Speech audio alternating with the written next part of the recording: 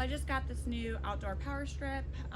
It is a 3-prong power strip, so you can use this for all kinds of things outside, outdoor lights, outdoor like leaf blowers, things like that, and it is waterproof. So I'm going to show you how this works.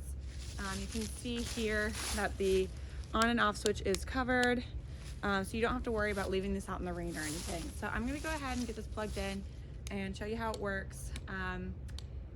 Yeah, plugged into the wall here. You can see that it's plugged in by seeing the light on here that says on. You can also reset it by clicking up here.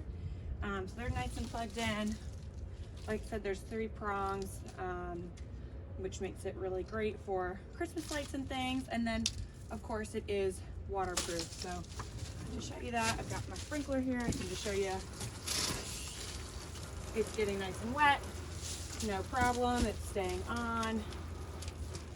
No issues at all. And they're still going strong.